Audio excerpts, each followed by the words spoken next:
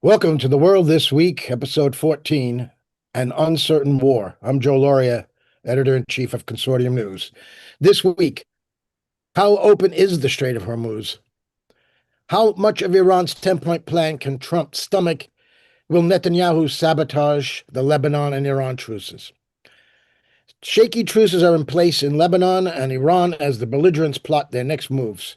Can an uncertain war become a certain peace?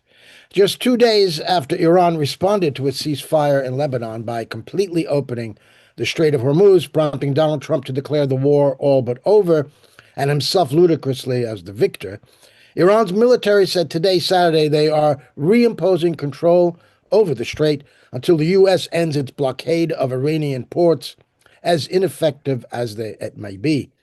Two Indian flag ships trying to pass through were fired on by Iran today. In response, the Wall Street Journal writes, the U.S. military is preparing in coming days to board Iran-linked oil tankers and seize commercial ships in international waters, according to U.S. officials, expanding its naval crackdown beyond the Middle East. This is intended to get the strait back open, the journal reports. The Financial Times adds Central Command Headquarters, Iran's top military leadership, said Washington had, quote, a history of repeatedly failing to meet commitments and had, quote, continued its maritime piracy under the so-called blockade. As a result, control of the strait has reverted to its previous state, and the strait is now under the full management and strict control of the armed forces, the command headquarters said. Trump responded to this by warning Iran not to blackmail the U.S. over the Strait of Hormuz. Excuse me, quote, they wanted to close up the strait again, as they've been doing for years, and they can't blackmail us, Trump said at the White House. To further muddy up the waters, he added that ceasefire talks with Iran were, quote, going actually along very well. What happens now in this uncertain war, apologies to Tacitus, Benjamin Netanyahu is unhappy with both ceasefires, and the Israeli public is behind him. They want more war. Trump is acting all tough with Netanyahu. On social media, he wrote, Israel will not be bombing Lebanon any longer. They are prohibited, all caps, from doing so by the USA. Enough is enough. Thank you, President DJT. But what is his word worth when he faces Netanyahu behind closed doors? Haaretz reported today that Trump's order to stop bombing, quote, surprised the IDF and contradicted directives issued to forces on the ground to prepare for a prolonged Israeli presence in the south of Lebanon. It seems unlikely, however, that more war against Lebanon and Iran will produce a better result for Trump and Netanyahu. But the prospect of failure hasn't stopped them before. Any objective assessment shows that none of Trump's and Netanyahu's war aims were met in 40 days of war. The Iranian government was not overthrown. Its ballistic missiles are still intact. Tehran maintains relationships with its regional allies. It continues to enrich uranium and still maintains its 60% stockpile. This unnecessary, unprovoked war of aggression may come down to whether the U.S. and Israel can find a way to gracefully accept defeat. Otherwise, we may just see a total war of revenge from them for losing. With us today to talk about all this is Scott Ritter, the former UN weapons inspector, U.S. Marine Corps intelligence officer, author, and pundit, and Ray McGovern, who was a top CIA analyst on the Soviet Union and a briefer of presidents.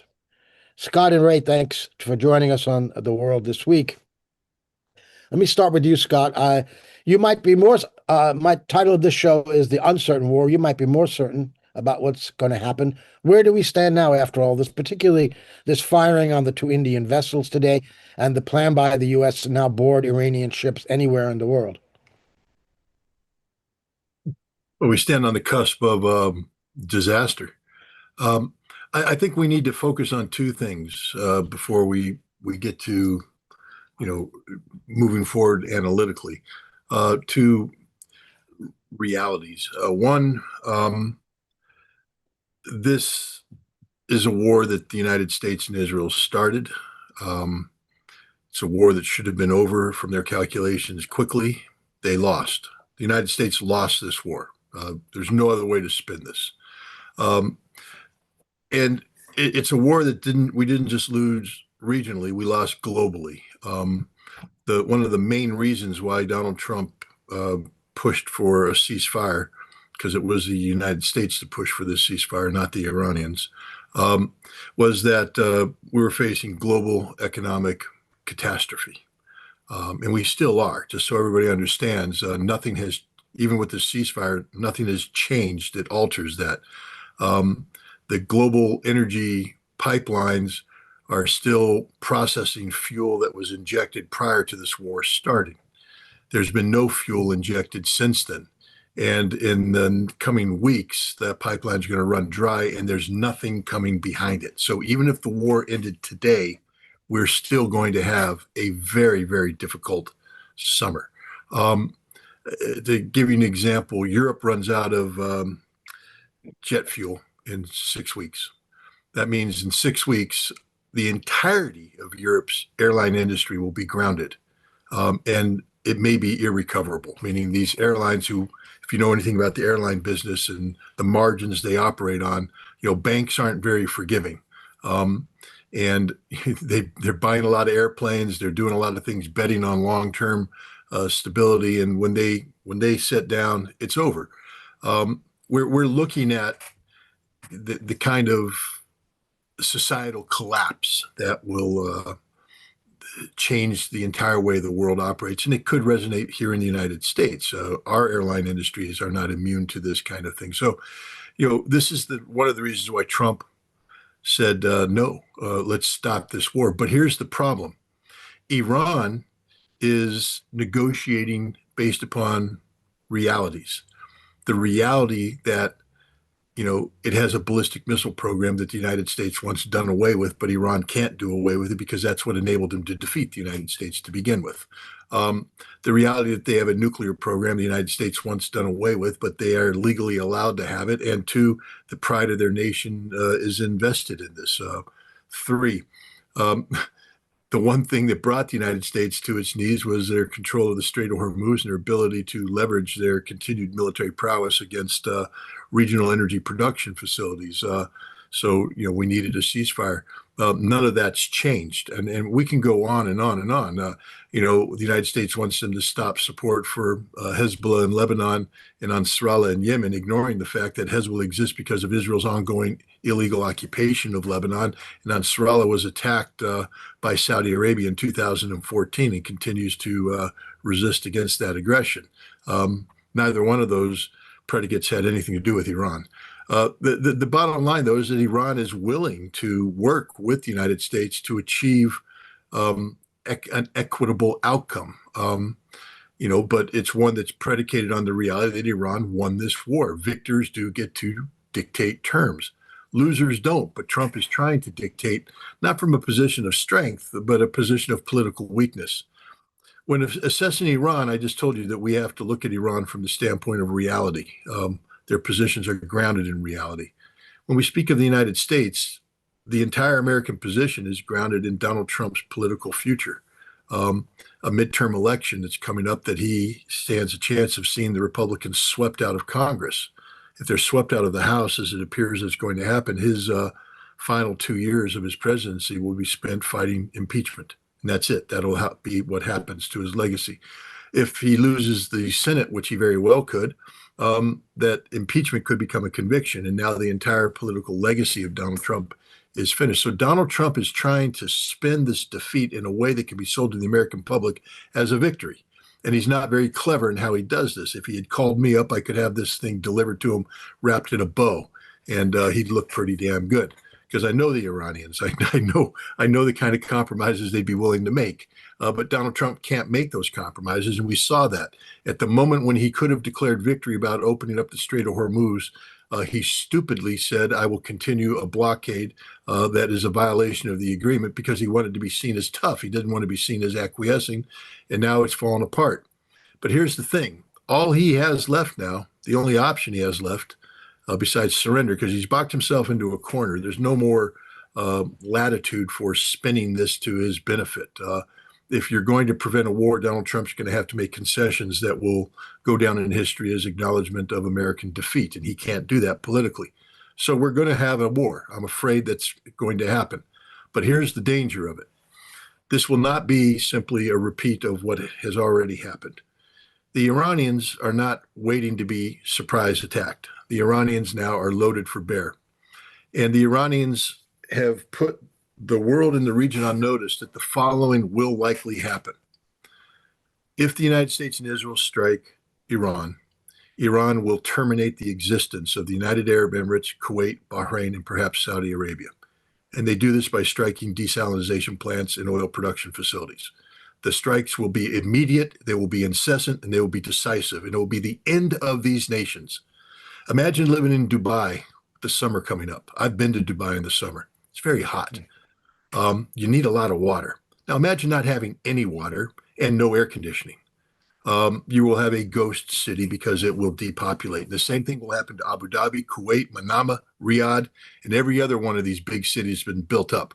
The Iranians aren't playing games. They're not going to play a game of escalation management where, as the United States strike, Iran responds in kind. If the United States chooses to strike, there's good reason to believe that the Iranians will go for the jugular, destroying these nations, but in doing so, destroying the global economy. The world's economy will not recover from the harm that will be inflicted when Iran takes away not just the ability to ship energy, but to produce energy, not disrupted for a decade, but disrupted for centuries. This is the reality. And Israel may not fare any better because Iran isn't going to play games with Israel either. And you're probably going to be looking at Israeli desalination and power generation plants, critical infrastructure that Iran so far has avoided targeting, being struck. And that'll make Israel uninhabitable for millions of people. And once the Jewish Israeli population starts fleeing Israel, Israel ceases to function as a modern, viable nation state. So Iran is prepared, I believe, and this is based upon conversations with Iranians, that they're not going to play the escalation game. They're going to go straight for the jugular, that when this war starts again, they're going to end it as soon as possible, which will put Trump in a very difficult position because now he can't spend this. He will lose the election, which means America's in trouble because this man isn't the kind of man that's going to sit back and allow an election to go by that he's going to lose. We're going to be seeing extreme manipulation of the American electoral process. And we could also see him seek to defeat Iran the only way that we are able to guarantee an outcome, and that's using nuclear weapons. And so this isn't a game that's being played. We're allowing Donald Trump's ego, this narcissistic madman, his ego, this cult of personality that sees control of Washington, D.C., to set the world up for calamity. And I just hope people understand that this isn't a game that's being played. This is reality, and it will impact us all. Well, the first time I was in Doha, I went to open a faucet, and I put the cold tap on, and hot water came out. So you don't get cold water in those countries during the summer, unless you have actually machinery that chills it, and wealthy people have that. Where do they go, Scott? If those countries are hit, the desalination plants are destroyed, where does everyone go? I mean, the wealthy Arabs are going to go to London or whatever, they're wealthy. But what about all the Bangladeshi, Nepalese, Indian, all the guest workers, which make up the vast majority of the population of those countries? What happens to them? Hopefully they go home. Hopefully their governments come and rescue them. That tends to be what happens when you have large scale disasters of this nature. And what'll happen to the I almost wish for this outcome only because I see these Gulf Arab states who have been these royal families that have been put in power by the British and have abused their status and their stature and their wealth. I'd love to see nothing more than to have them go back to the desert and be wandering Bedouin tribesmen and such. That would be so befitting because they're not fooling anybody. These aren't the most clever people in the world. These aren't the greatest thinkers in the world. These are people who were gifted something by British colonial powers and by God Almighty who gave them energy, and they've wasted it. They've wasted it, and so be it. But no, we're talking about literally nation-killing events that are about to take place. And understand this: Iran will not be killed. Yes, there's some desalination plants on the coastline that can be struck, but 90% of Iran's water needs comes from aquifers that bombs aren't going to disrupt. Iran is largely self-sufficient on agriculture, so they'll be able to feed their populations. Iran has very lengthy land borders, and they'll be able to carry out effective trade, even if the United States was able to shut down maritime transit. So Iran will not die. Iran will suffer, but Iran will not die. Well, maybe they'll go back to pearl diving in those countries. That's how they either had there were either caravans in the interior or they were diving for pearls, and the rest of the Arab world does not look very kindly on these people. They don't like them. I have a Lebanese friend who said that they are ants who think that they're elephants. Ray, let me ask you, that's a pretty dire assessment from Scott right there, that he thinks war is going to come again now. Do you share that view? Saves me a lot of time, doesn't it? Yeah, of course he's right. He's been right all along. On the other hand, on a lighter note, we had a meeting in the Situation Room reportedly this morning with Trump and his retinue. Is there any hope to be achieved by that? Well, I haven't seen any statements yet, but the most recent one I remember from Truth Social, Donald J. Trump's account, quote, Iran has agreed to never close the Strait of Hormuz again. I mean, never, forever, like a period of time longer than forever. The longest period of time nobody's ever seen before. So, I try to get a lighter note to this, but this is what the world is looking on at. And there's no predicting what he will do as long as he lets Netanyahu call the shots. Now, there are people who know how Netanyahu has called the shots. Joe Kent is one of them, okay? And Joe Kent, who is about as high as you can go in the intelligence arena, has said that there was no immediate threat. There was no problem from Iran. It was Israel and Israel's supporters on this side of the Atlantic, pure and simple. What else did he say? I had some other quotes from him here. Anyhow, he said that, look, if you're going to do this thing, you've got to make sure that Israel abides by it. Now, as you said, Joe, Israel has prohibited Netanyahu from violating the ceasefire in Lebanon. Well, let's see how that goes, okay? Netanyahu is not accustomed to being prohibited by Trump under any circumstances, and especially with respect to Lebanon. Hezbollah has not been cut into this deal, so we'll have to see how that goes. Meanwhile, if we broaden this whole thing out, we have the Russians and the Chinese, okay? We have Lavrov going off to China. We have a symbiotic relationship between the two of them. Each of them are talking to the Gulf states, those rich people that Scott just referred to. They're trying to tell them, look, aren't you aware what's going to happen to you? I mean, don't you like to drink water and don't you like to get rich on oil? That's happening as we speak. Uh, Thankfully, both the Russians and the Chinese are being typically perspicacious. They're not rattling the saber, but they are coming in hard, saying we're going to support Iran. And that happens to be the reality, an overreaching reality. Neither Moscow nor Beijing, and certainly not the two of them together, are going to let Iran lose. Now, when you couple that with the Strait of Hormuz, which is really Iran's nuclear weapon, if you will, okay, that's all they need. And the notion that Trump says he wasn't briefed on the fact that they might close the strait, I mean, he's got to be briefed now because the world is falling apart. What else did I want to say? Well, just that I guess the Russians are also kind of trying to warn the Iranians. Fool me once, fool me three times. Are they going to be fooled a fourth time? I don't think so. Okay. And the National Security Council of Russia just 3 days ago came out with this formal statement saying, look out, folks. You've seen this happen before. These negotiations, these ceasefires, well, they usually are prelude to a strong attack on Iran. So please don't be taken in again, as if the Iranians need to be warned about that. So, as my favorite phrase from Trump is, let's see what happens. It's going to happen pretty soon.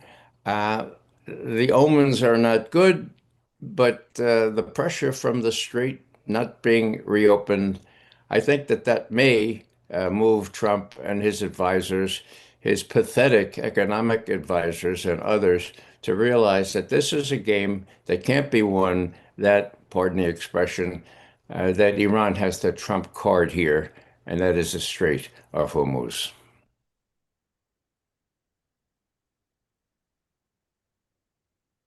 Whoops. 2 days before Iran announced that they were opening the straits completely, the Chinese government had called publicly for that to happen. Right now, they've reclosed it, if it was ever, completely open anyway. What does that mean, Ray, in terms of what Chinese leverage they may have on Iran? What kind of leverage who has? China. China China. called for the strait to be opened. They opened it. Now they've closed it again. I don't think China's happy about that. Well, the proof will be in the pudding. There are oil tankers now with oil destined to China. They are subject to this interdiction or this blockade or whatever we want to call it. Yeah. If the Marines or the 82nd Airborne or whoever jump on top of one of these ships, then all bets are off. The Chinese are pretty patient people, but they're not going to tolerate this. I hope that someone tells Trump that because this is reality. Now, the Chinese are not in dire straits. I mean, they have enough oil from Russia. I mean, Russia can send more and more oil to China, and they have ways to survive. They have a big, big reserve. So they're in not immediate danger here, but they're watching very closely. I would not be surprised to see more Chinese naval ships come into the area because, after all, this is a direct challenge to what Beijing has said needs to happen. And of course, you get Trump going to Beijing when? Well, maybe a couple of weeks. We don't know. Is he really going to go to Beijing under these circumstances? I don't know about that, but he really wants to because he wants to be big cheese and he wants to do this before the election. Last thing I'll say is election, the elections in November, midterms. Uh, I've been trying to figure out why Trump can be so dismissive of gas prices going way up, oil, and the whole thing going way up right before the election. I mean, it doesn't make any sense. That's one reason that he would never do this at this particular point in time. He did it. Now, that cries out for explanation. Maybe he's got some kind of way to make sure that the elections in November don't come out the wrong way. Maybe he's going to use ICE, National Guard, whatever troops he can raise from the armed forces to make sure that the elections are protected and that those who strive for free and clear elections are are set aside so that he doesn't really worry about the midterms. My God, that worries me because there are all kinds of other indications like these large warehouses being scooped up by ICE in the hinterlands of North Carolina and Pennsylvania.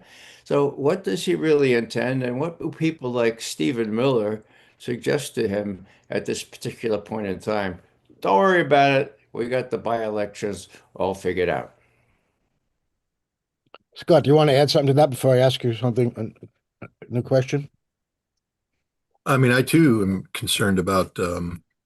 Look, the reality is that if Trump can't get this under control soon, there's going to be an economic um, disaster befalling the American public that, under normal circumstances, would guarantee that a sitting president doesn't fare well on midterms. It's always even when everything's going well in the presidency, midterms are always tough.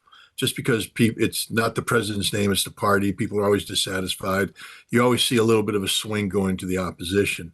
Here we're dealing with a president who literally can bring nothing to the table. He's failed across the board, and he's also failed in terms of being an American. I mean, the presidency that as it currently exists is not an American presidency. It's a dictatorship. It's a presidency that operates outside the framework set forth by the founding fathers. There's no constitutional checks and balances here. And then this is a man who lied to his base. I mean, he's watching his base fall apart. Yes, there's 35% of oxygen thieving, mouth breathing MAGA types out there that'll vote for this guy no matter what. But the margin that gave him the victory is not going to be there. If there were free and fair elections, Donald Trump would more than likely not just see the Republicans lose the House, but the Republicans lose the Senate, and perhaps in margins that could lead to conviction, not just impeachment. And that's the end of Donald Trump. So we're talking about a man who is facing the worst possible outcome, the end of the Trump brand. Not just the end of his presidency, the end of the Trump brand. This will be the end of his empire. And his ego can't accept this. So, he could very well do some desperate things. And this is what scares me. It scares me. I mean, I'm worried about I'm worried about the constitutional republic. I'm worried about the survival of the United States of America. Well, Yeah. you're not the only one, Scott. And federal elections are run by the states. So if he sends ICE federal agents to try to disrupt an orderly election, governors of those states have state police, there are local police, and he might even be able to use the National Guard. That may not be constitutional, but he could use the National Guard to stop ICE. I mean, that is really a line maybe that the American people will not accept, that if he interferes with an election. Yeah, we're looking at a civil conflict. We're looking at a civil conflict. Look, even if the governor, we saw in Minneapolis, I mean, the American people may just rise up and take matters in their own hands. I mean, ICE is a criminal enterprise. It's no longer a legitimate arm of legitimate governance. It's a criminal enterprise that has recruited thugs for the sole purpose of intimidating American citizens. They train their guys to operate outside of the framework of the Constitution, to use tactics and procedures that are illegitimate under normal law enforcement mechanisms. And so it would be justified for the American public to rise up against this if they try to interfere with that most basic, fundamental American value, the free and fair election. So we're getting into very dangerous ground here, very, very dangerous ground. One that, one of my concerns too is, even if, let's say, we have elections and the Democrats win, are the Democrats, Donald Trump has created this cult of personality that so far deviates from constitutional norms and values that the Constitution may no longer factor in American political discourse. This is my fear, that even if the Democrats win, they'll fall back on the same, unitary executive type power structures. And so even if Trump is removed from office, what replaces him may be as equally unconstitutional. This is why I've been harping on the Constitution from day one. You've known this, Joe, ever since you met me. I talk about the Constitution because this is what defines America. The American people appear to be asleep at the wheel. But when we lose the Constitution, and we have lost the Constitution as far as this presidency is concerned, we're not getting it back. Checks and balances set forth in the Constitution are designed not to be effective. They're designed to put a brake on the passions of factions. And today we tend to think the government is only efficient if it acts now. Actually, American government's efficient if it doesn't act fast, if we sit down and we have a pause and we create the necessity of compromise This is what checks and balances are supposed to do, that we adhere to a framework of laws. And I think the American people have become so accustomed to the notion of we got to do it now, government's got to act now, government's got to solve now.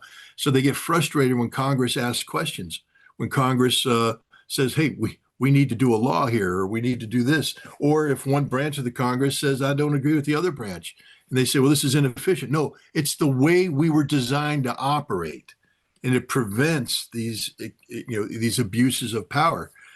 I don't know if the American people will ever allow the nation to go back to that structure. And then we no longer are the United States of America, where we can call ourselves that. But the United States of America is a constitutional republic, and we forego the Constitution, we forego the republic. Yeah, the Republicans' embrace of the Second Amendment may come back to haunt them if, as you said, Scott, the people take it into their own hands, like some of them did in Minnesota. But you also, the Democrats are not a great hope. But let me go back to Iran, Scott. Does the U.S. have the offensive capability, and Israel, the offensive capability, should this war start up again? Should Iran hit the desalination plants and the oil infrastructure? Could the U.S. and Israel effect a total war on Iran and destroy its civilian infrastructure as well? No, we No. lack that. We lack the capacity using conventional military capabilities. If we use nuclear weapons, yes, of course we could.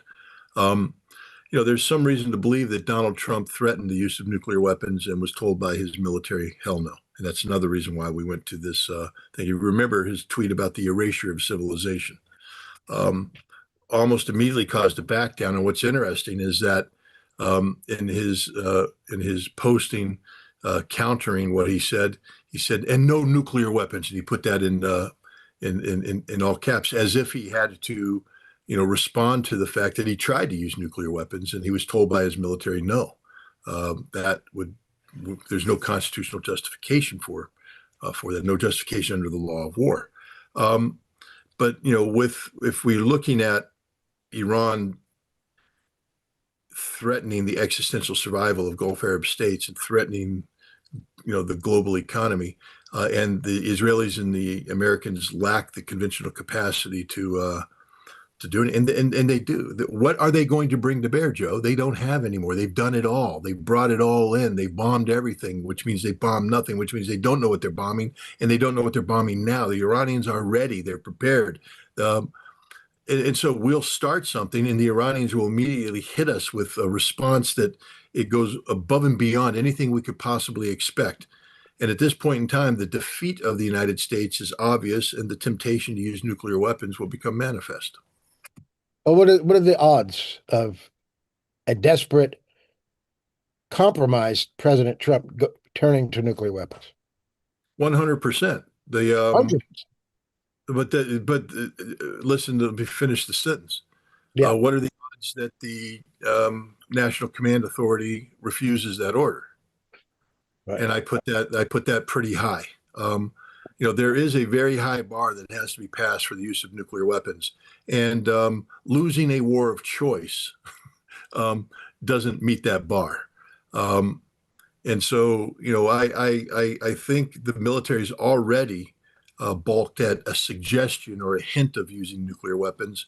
And I think in this case, if Donald Trump said we have no choice but to use them, the military would say no. Ray, do you concur with that? Yeah. Yeah, let me just interject here. How about the Israelis? Now, Israelis have nuclear weapons. The Israelis have a lot more to lose than anyone, even the United States. In extremis, I would say that Netanyahu would more likely use them than suffer an ignominious defeat, which might end up with him in jail in Israel unless he flees to the Bahamas or someplace like that. So this is what I think the Russians and the Chinese are worried about. This is why they're scurrying around talking to all the Gulf oil states and everyone else trying to tamp this thing down and try to get negotiations, real negotiations underway so this doesn't happen. Another thing that should be mentioned is that Israel is not in good odor in the United States. Whoa! You'll all remember 2001, I think it was. Netanyahu was caught on air, actually, in video in a private home. He thought the video was off. He told the guy to turn it off. He didn't.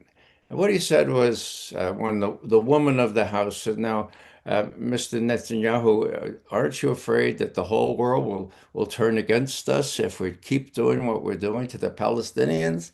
And he said, "No, I'm not afraid of that because we have the United States, and they can always be moved in the right direction. As a matter of fact, no matter what we do, 80% of the American people will support us. It's incredible. Period. End quote. 2001. Now, what about the latest polls by Pew, reputable poll people? 3 weeks ago, how many Americans are in disfavor regarding Israel? 60%. How many Americans think poorly of Netanyahu? Not so bad, 59%. Okay, this is big. Not only that, but even people like the New York Times has come out and has said, look, in effect, Netanyahu got us into this war.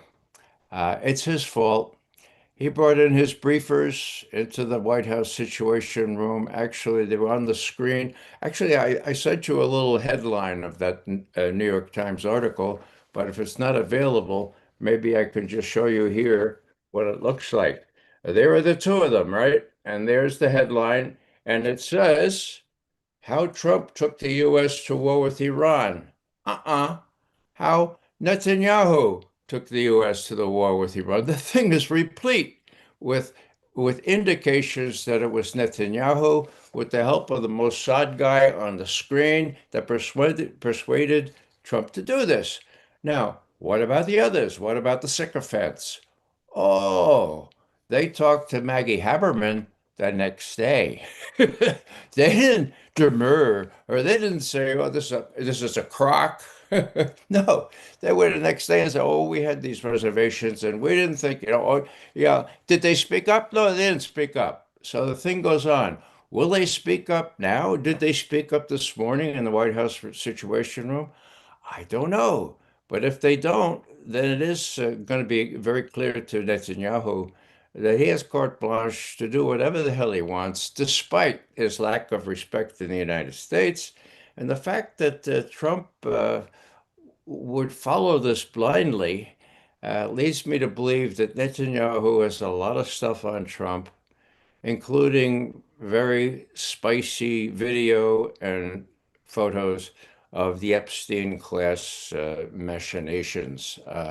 I've come to that slowly, but I started coming to that about 5 months ago. There has to be some extra reason why Netanyahu has this kind of hold on Trump, whereby he can persuade Trump to wage war on Iran when no other U.S. president was able to do so, and Netanyahu can brag, "Oh, I've been yearning for this for 4 decades," and he did it. Okay, so people who are educated, people even who read the New York Times now, can see the fly in the ointment is Netanyahu. And that should make a difference, particularly as other things become clear, as people like Joe Kent comes clear and says, not only was there no immediate threat, but it was Israel. People, hello, it's Israel, stupid. And he keeps saying this. He's even talking about how he was supporting Al Qaeda at Israel's direction and in Israel's cooperation and going after Bashar al-Assad in Syria. So Joe knows chapter and verse.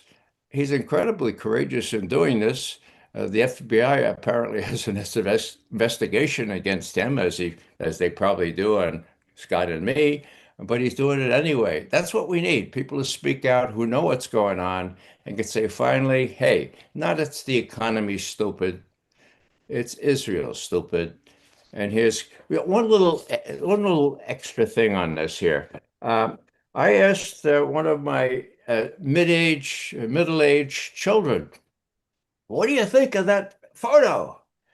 Now, well-educated person knows about foreign affairs, says, that's interesting, but who's that?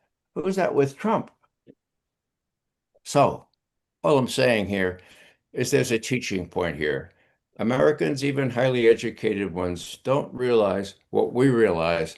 We have to come down to their level and make sure that they know, look, it's Israel, stupid, and this is serious. That video of Netanyahu in the settler's home is still available on YouTube. And I think it It was is. before, it was in 2001, before September 2001, which is interesting. Yeah. Um, Ray, and that headline, you're absolutely right. That headline should say Netanyahu led. It was amazing. That article is all about how Netanyahu did it, and the headline was changed. Maybe I don't know why. Let me let me You ask. know why. Yeah, well, been in the newspaper business too long. Why, Scott? Where do you stand on Epstein? Because I know everybody's afraid to talk about that. Ari Ben Menashe, who was a senior military intelligence official, who was a source for Bob Perry, the founder of Consortium News, on the Iran-Contra story, and they were in close touch with each other thereafter. So he had some credibility with Bob Perry. We had him on our show twice, and he said that he knew because he was handling Robert Maxwell. That's what Ben Menashe claims. He met Epstein in those days, in the 80s, that Maxwell wanted Epstein to marry his daughter, Ghislaine, and that Epstein worked for Military Intelligence Directorate under Ehud Barak, who at that time was the head of Amman, the intelligence, military intelligence. Not he never worked for Mossad. So where do you stand? God, there's no way that Israel doesn't have. If there's anything on Trump, videos of him with a 13-year-old girl threatening to kill her or whatever. If that exists, Israel either has it because they hacked it or Epstein gave it to them. How do you stand on this? You take a position. Well, I take a position that Epstein is a criminal, that what he did is criminal conduct of the worst possible sort. And anybody who was knowledgeable of it, facilitated it, participated in it, should be held fully accountable. I personally am willing to buy into the narrative that says that Epstein was a controlled asset on, working on behalf of Israel. I don't have evidence. I don't have proof. So that's the only hesitance. Don't say I'm afraid of that. I'm not afraid of anything, to be honest. I just don't know enough to contribute, in a meaningful fashion to this. I would say that, circumstantial evidence, pointing to Donald Trump's culpability in some of these crimes is such that it would normally be disqualifying of any politician to go forward without them confronting the issue head on and proving without a shadow of a doubt their innocence. The fact that Donald Trump continues to get a pass on this is mind-boggling. That his political base is willing to hold their nose and work through this. I will take not umbrage, but maybe I'm naive, but the President of the United States is the most powerful man in the world. And I have a funny feeling that if Benjamin Netanyahu ever directly confronted Donald Trump with blackmail, that Benjamin Netanyahu would be dead, because we have people who kill people like that. There are people who work for the United States government, in the military or in paramilitary organizations, whose sole function is to eliminate threats to the United States of America. And any national leader who came in the White House threatening the President of the United States, I don't think they walk out of the White House. So I don't think Netanyahu has ever put this in Trump's face. I don't think that's how the relationship works. I believe that Trump has been made aware that he has been compromised. And I think that it's the threat that is best left unspoken. The other thing about the unspoken threat is that you eliminate it being spoken, which means you eliminate it being detected, collected, and reported on, which is another thing. I mean, I think for a moment, if there was, if Netanyahu ever confronted Trump with this, that, there are recordings, there are minutes, there would be a record out there, and that's not how this blackmail works. This blackmail doesn't work by there being a record, because that record then, becomes known to the public, and you cease to have any leverage over the person because suddenly everybody knows about it. This only works if the people over whom you have leverage, believe there's a chance to keep it quiet, believes there's a chance that it won't be made public. And so that's done by never speaking about it. So I personally don't believe that Netanyahu is coming in and pulling his stuff, because first of all, Trump would kill him. Any president would. You don't threaten a sitting president of the United States. You don't get away with that. You don't get to do it, especially in the White House. And that's too crude. And Netanyahu's not man enough to do that to begin with, to be honest. We're not talking about the bravest man on the planet here. We're talking about a man who, orders the murder of women and children because, anyway, this is my personal prejudice starting to infiltrate my analysis. But, I have no use for either of these men. I openly despise Donald Trump. And I do believe that he's fundamentally compromised. And I think one of the evidence of the fundamental compromise comes from his wife, Melania. I believe she's fundamentally compromised. I believe that she was compromised the moment she came into the United States. I believe she had a close and meaningful relationship with Maxwell. And I believe that she was fully cognizant of the totality of the crimes committed by her husband. And she may have been present, but she was definitely knowing of this. And the way that she, responded, thou doth protest too much, one might say. If it was truly nothing, then it is nothing. But for her to come out of the blue and make it a thing only points to her guilt. And look, I mean, let's just be honest here. I mean, I know we live in the day and age of Melania worship, and I don't normally wish harm on anybody. She was a prostitute when she came to the United States. So therefore she came in illegally. She came in violation of all immigration laws. If her last name was Hispanic, ICE would be kicking down her door and deporting her with cause. She doesn't deserve to be an American citizen. She is an ongoing security threat to this president, and she's not a good person. So we just need to keep that all in mind when we talk about Melania Trump. She's, they've created this image of her that doesn't conform to the reality. She's been living off of the wealth of Donald Trump, and that's that. Anyways, there. I think I said enough about Epstein. Yes, go ahead, Ray.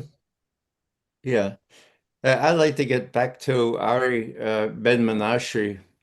I talked about Perry at great length about his assessment of Ben Menashe's contributions in terms of intelligence on Iran-Contra. Bob was very, very high on him. It was really unclear always to Bob exactly why Ben Menashe seemed to be so candid, but he seemed to be. Now, his first outcry was with Afshin Ratanzi, the RT guy, who's an excellent, excellent interviewer. And he poured his soul out. This is about 3 or 4 months ago, if memory serves. And his whole thing was, oh my God, if only Trump would come clean now, he's talking about genocide. This was even before the war on Iran. Genocide. Ben Menashe had a conscience. He said, my God, we have to stop this. And the way to stop it is, please, Mr. Trump, come clean. I was Maxwell's case officer, for God's sake. I know what they have. Just, you'll feel better for it, Mr. President. It was almost in tears. My God. And you've had him on since, right, Joe? No, before that, actually, before at Ratanza, but anyway. Was it before? Yeah. Oh, I didn't realize that. Yeah. Well, you had that scoop. So I had always been toying with the idea that there had to be some other cudgel. I mean, after all, Biden supported genocide, forced starvation, right? My God. Well, was there some extra reason why Trump was doing the same thing and then supported war on Iran? This is guesswork. But I was suggested before Bernaschi spoke that, yeah, there was a reason. It was this.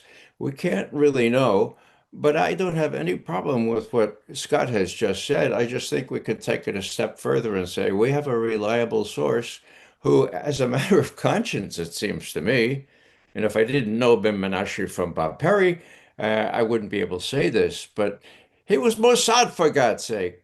And then, of course, who's that guy that used to live with the Maxwell, the former prime minister of Israel, lived with Ehud Barak.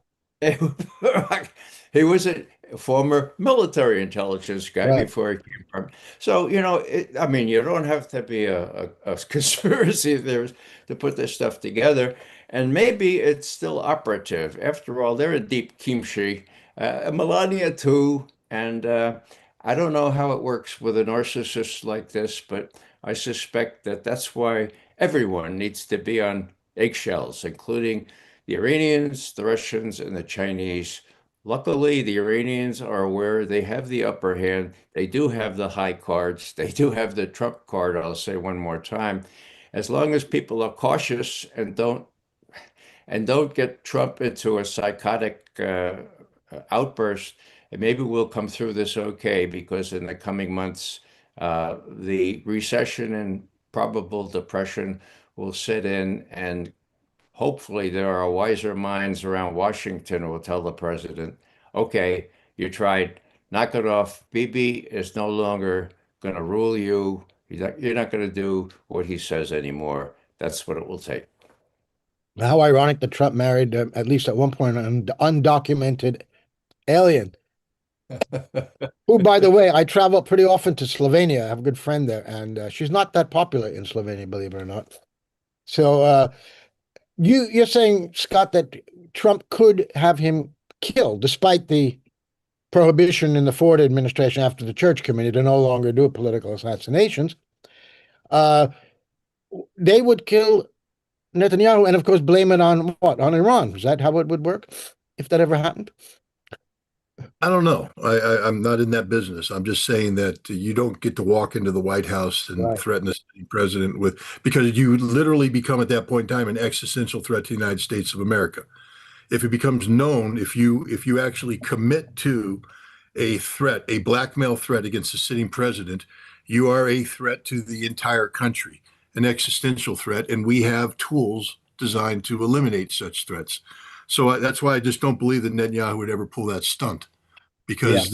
because this becomes bigger than Donald Trump. This becomes about the security of the United States of America, nuclear launch codes, the whole thing. Which is why I think the way that this blackmail works is far more sophisticated and unspoken. Mm. Let's lower the temperature a little bit. Now, the Financial Times reports that the Secretariat of Iran's Supreme National Security Council said in a statement that the government is, quote, currently reviewing, excuse me, new proposals submitted by the U.S. to Pakistan. Okay, so there are proposals going back and forth. There's still a chance, Scott, that a deal emerges out of this and the temperature's lowered again. I think, look, there is a chance, but it's complicated by the fact that Donald Trump right now has to weigh a couple things. He's not coming out of this clean. We either lost, and no matter how much he declares victory, it's obvious we lost, or in order to win, we get into a situation where the Gulf Arab states are done. And Ray mentioned the point earlier about the Russians and the Chinese. There's extreme diplomacy going on right now, and I think one of the great leverages will come when the United Arab Emirates, the Sparta of the Middle East, calls up Trump and says, "Please don't resume attacks, because we'll die." And when Saudi Arabia has already said, "Please don't do this, we're going to die." Kuwait needs to make that same phone call. The Bahrainis need to make that phone call. They all need to call Trump and say, "Don't do this, because it's a death sentence to us, and we will blame you." And then his energy advisors need to say, "Hey, boss, this will take us in a tailspin that we won't recover from. There's no recovery. It doesn't matter how much you think is going on in the Gulf Coast in terms of shipping and we have limitations of capacity. um, and we're not going to solve the world's oil problem. We're already facing a crisis that's going to be very painful this summer, but this could be fatal economically to a number of our allies in the Pacific and in Europe and even to us potentially. So there's this big reality there that Donald Trump is being confronted with. But offsetting that is the fact that to do these negotiations, he's going to have, I think we're beyond the point where he gets to spend this to victory. There's things the Iranians could do. I've already talked to them about this.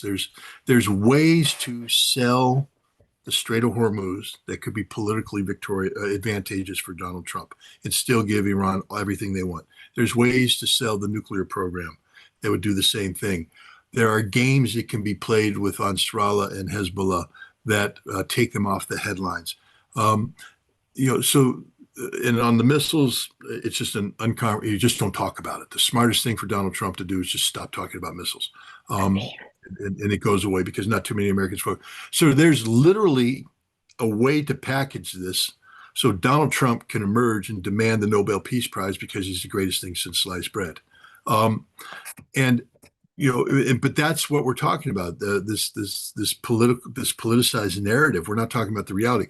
And the Iranians right now, they're in a tough position because in order for these negotiations to go forward, they've got to play that game. And they're not in the mood to play that game right now. They would have played that game a week ago. They were trying to play that game a week ago.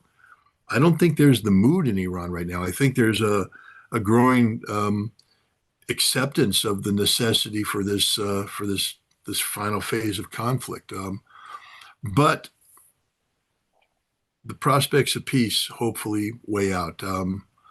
I'm hopeful that Russia and China are able to put pressure not only on the Gulf Arab states but also on Iran, and I believe that they are. I believe they're telling the Iranians that, look, we've got to work on the spin aspect of it. You can't just tell Donald Trump to pound sand.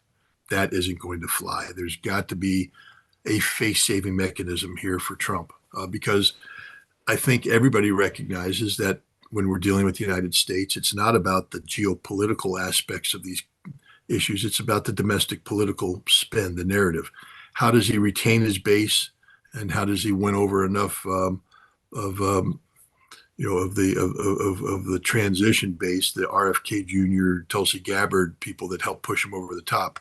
How does he win them for November? Because that's the question that nobody's talking about. Everybody talks about, nuclear this, nuclear that, missiles this.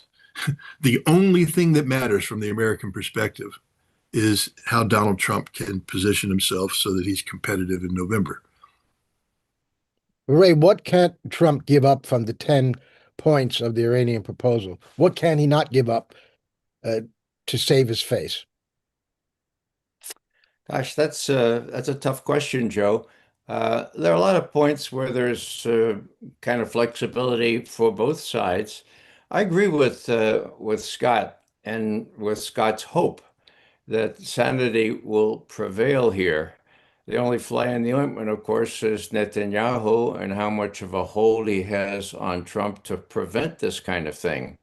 And I agree that the Russians and the Chinese are really counseling caution here, not to inflame Trump. There is a way out. The Iranians are being really tough rhetorically. Their chief negotiator, if memory serves, just said today, look, Trump just said these 7 things. All of them are false. Well, happened to be true that they're all false. So they're going in with eyes open. But will they go in? Yeah, I think they'll entertain whatever Vance or hopefully Witkoff and Kushner don't join this time.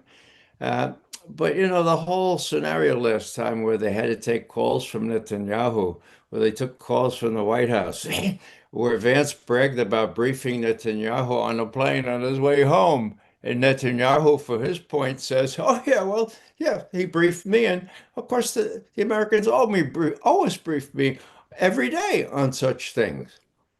Okay, so that's clear. The question is whether if the midterm elections are paramount in Trump's mind, and if he hasn't been persuaded that he has put in place a way to make sure that they don't end in an ignominious defeat for him, which we go back to these extra things where they're building warehouses and stuff like that, uh, then you gotta depend on common sense prevailing.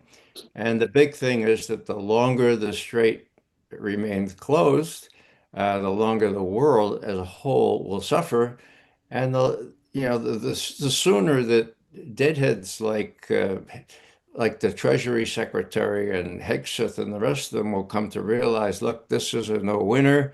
We have to seize as much of a uh, lipstick on a pig solution to this thing, and we've got to do it now. And those Marines and those 82nd Airborne troops, well, uh, maybe we're right. Maybe we shouldn't try to put them into Iran because that would be worse than what we'll be doing so far. So I hope Scott agrees with that. I think that there is a way. Let's hope that the negotiations do resume. And let's hope that Vance shows some. I think Vance is being really wrong politically and going last mile just because of the base. I don't think it's a chance 2 years from now if he continues going down with this dying ship. And the fact that he's a Catholic, my God, and that he's in dispute with the Pope and thinks he knows theology. And the whole thing is such a charade. Why would Trump pick a fight with the Pope when he depended on 55% of Catholics pushing him over the top last time or the time before? Okay. So it's a mix of things. Maybe Trump doesn't worry about the midterms, but if he does, and if Vance worries about his future career, there is hope there that sanity, to the degree there is any left, will prevail. That is perplexing. Do you have any thoughts on this row that he's having with the Pope? It's ridiculous. Scott? Well, I think Donald Trump is, again, we need to reflect on the reality here. He is a malignant narcissist. He suffers from narcissistic personality disorder of the worst sort. Um, there's just no debating this anymore. He's an egomaniac. And what we have in Washington, D.C. is the cult of personality. And when you have a cult of personality, and people can say, Scott, how dare you say it? Have you not seen the posters he hangs with his glaring face down there as if he's some sort of, character out of a Harry Potter movie? He renames everything in his honor. He sits there and speculates. I'll call it the Gulf of Trump, the Strait of Trump. I mean, and it's not a joke. This is serious. This is a man who illegally renamed the Kennedy Center and got away with it because nobody's willing to step up to him. We have a cult of personality that has seized control of the presidency of the United States. So when you have a cult of personality, you can't be challenged by anybody. You are the supreme. He is the supreme leader. Literally, this man put out a AI generated drawing that showed him as a Christ-like figure, healing people. And, again, people need to understand that we have a constitution that, yes, it protects religion, but, the Constitution is actually pretty mum on this. But it's the president. For instance, I think it was 1802 that Thomas Jefferson wrote a letter to the Dansbury Baptists, who were afraid of the implementation of a state church in Connecticut. And they asked Thomas Jefferson to intervene. And he wrote, this is where the separation of church and state became dogma. He said, there must be a separation of church and state in the United States. And there must be. The president of the United States can be a man of faith, but his faith cannot be wrapped in the cloak of constitutionality, meaning that his faith becomes the defining dogma of the nation.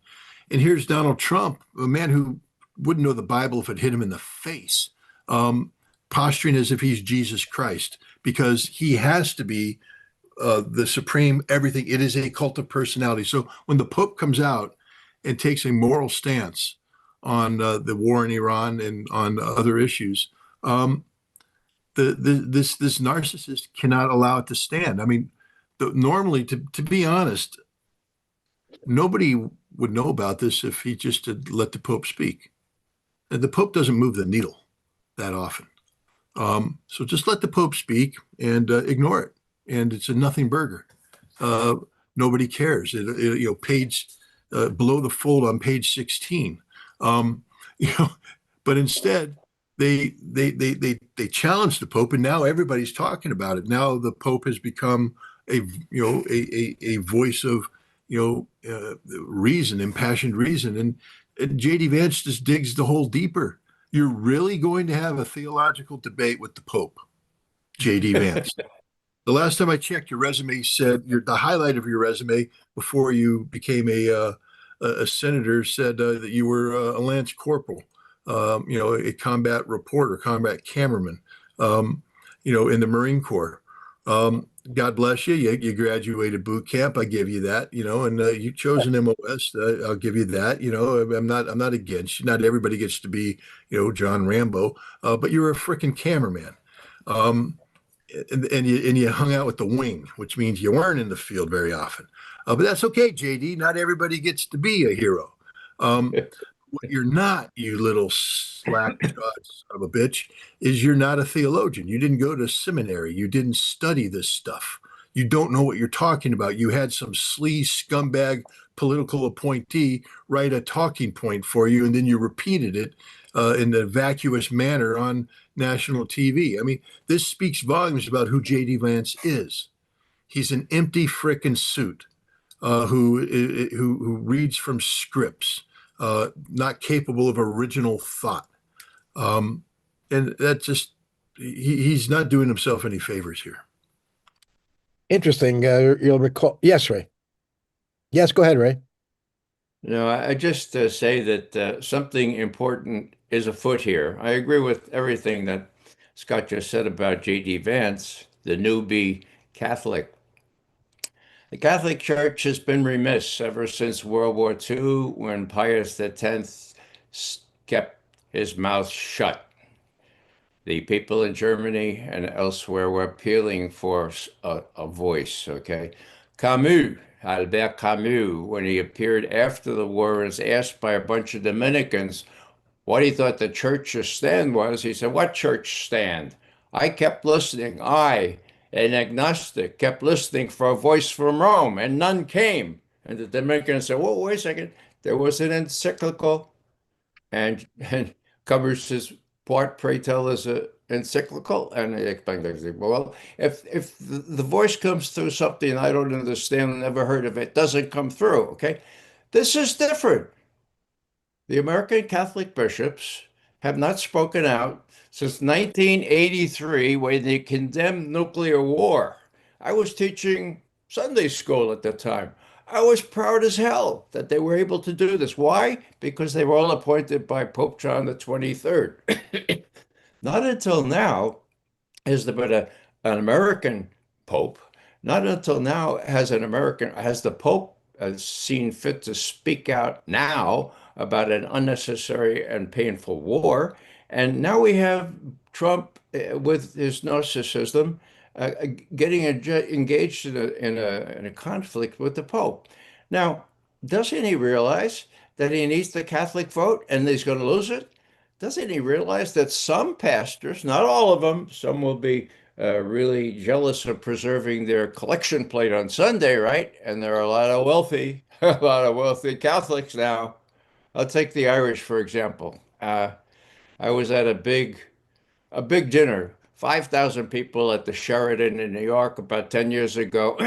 The Irish that came up from George Washington's army had the first such dinner in the Bowery at a bar. Okay, now, whoa, well-appointed, tuxedo only, chomping on their cigars and their sherry. And the first speaker gets up, and I know him, he went to Fordham Prep, and he says, "I've heard it said that you give the Irish people a clean pair of underwear and they'll vote Republican every time. The place went crazy. I stood up and I looked at the other 499 people. They didn't like it at all. But that's what you got. Catholics who are kind of well-heeled now and would vote for Trump again or Trump-like person like Vance again if they don't hear from the pulpit what the Pope and now the Catholic bishops are saying for the first time. So if I sound a little enthusiastic, it's like when I was back in 1883 teaching religion, I could tell these high school kids, look, this is where it's at, you know? This is where we stand on war. This is where we stand on the economy, the preferential option for the poor. It's there. Now, what happened? Of course, Pope John the 23rd died, and we had a whole bunch of other popes that came in. This guy's for real, and he's not only taking issue with Trump, he's parodying. He's doing this paradigm. What he's trying, he says, look, I'm on the same plane as Trump. Hello, he's on a plane, right? And he's he's taking off after the way Trump gives these interviews, you know. And he says, look, the only thing we disagree on is I think war is really bad and this is an unnecessary war. We're going to stop it. So this guy is in it in an unusual way. Uh, I feel good about this. And the fact that Trump is allowed or allows himself to get into this no-win fight with the Pope and lose the Catholic vote, well, that not only surprises me, but as again, leads me to believe that he doesn't give a rat's patootie about the midterms, that he's got it fixed in such a way that that will come out okay as far as he's concerned. End of little sermon. Yeah, well, that's appropriate a sermon on this topic. That's a bit scary what you're saying. It's interesting how Scott points out that the Pope's words have gotten more prominence now because of Trump highlighting. Do you remember John Kennedy had to make that very important speech when he said he would not be influenced by the Pope, him being the first Catholic candidate really for president of that. And you And have how, Hegseth, ending prayers and citing false scripture and so forth. And the Pope takes that on exactly too, saying, look, scripture doesn't yes, justify unjustified war. I mean, hello, he's a really good target, not only for the Pope or for Saturday Night Live and everybody else who has a Lego to use for a parody. So, yeah. So not all hope is lost here. Maybe people who have some pretense or have some claim on a moral conviction will start to speak out now. Now that they have a little bit of leadership to point to. Scott was talking about Trump's personality. It was a cartoon, you might recall, from 2016 during the campaign, before he ever was elected. It was the White House, and above the White House was built a huge skyscraper on the top of which said Trump. And everyone laughed, and that's what Trump. And now he's building this ballroom, so it's actually coming true to some extent. He's leaving his mark with this arch he wants to build on the Memorial Bridge on the drive into the Lincoln Memorial. That's 250 feet high. He's acting like someone who understands mad emperors of the past, trying to leave his mark on the country and on the world. And don't forget, his inaugural speech was all about the greatness of American empire. It was a McKinley-like speech. He was going to take over Greenland and Canada and whatnot. God, this is unbelievable. He's being so openly imperialistic. Not that the U.S. other presidents haven't been before that. But nobody's been this narcissistic about it. I mean, all presidents are narcissistic. There's no doubt about that. You don't run for president unless you have an element of narcissism. I don't think there's been a person that's run for president out of the simple goodness of their heart. There's political ambition. There's all this. That's okay. But most presidents have been constrained by the office itself and by the Constitution. Trump doesn't believe in any of these things. This is what I find so disgusting. He doesn't believe in anything, and he doesn't understand anything. I won't throw a person under a bus, but I've heard a story that somebody was interviewed by Trump to be on the Supreme Court. And at a certain time in the interview process, the person said, "Mr. Trump, you don't know anything about the Constitution." And he said, "I don't need to. That's why I hire people like you. I hire people like you." Donald Trump is an idiot. Everything about him manifests a direct threat to the United States of America. Um, you know, if it weren't for the fact that we had Kamala Harris running, who just wasn't doing her party or herself any favors, how we as a country got into this position where we had those two people name on the ticket is beyond me. I mean, we're supposed to be the greatest nation in the world, and yet the system can only produce two of the worst people in the world. And this is what we got. We got a madman, a literal madman. And the reason why we got this is because we don't understand who we are and what we are.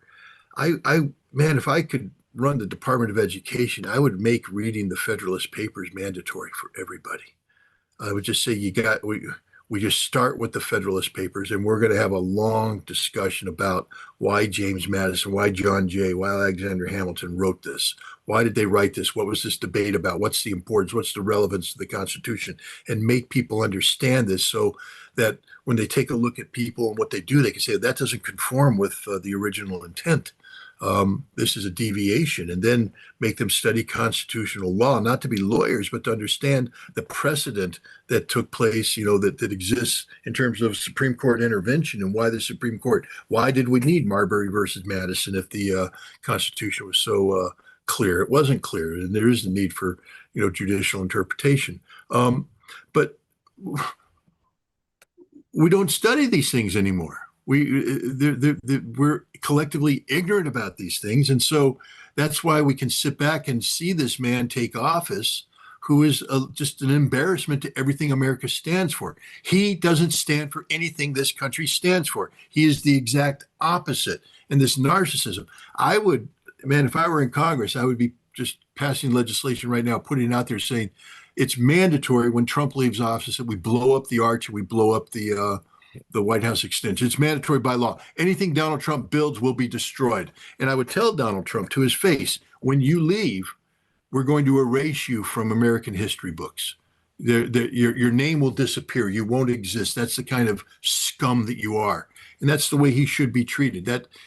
He's an abomination to the constitutional republic, and he must be erased from the physical presence. He needs to be in history books because we need to read about him. But there should be nothing. There should be no monument to Donald Trump. There should be no symbol that Donald Trump touched this. The entire White House should be cleansed, purified. I mean, we need to have damn Catholic, priests coming in there and do, exorcism. Just drive out the spirit of Trump. Anyways, there we go. Well, for me, Joe, it would suffice to blow up the Arc de Trump.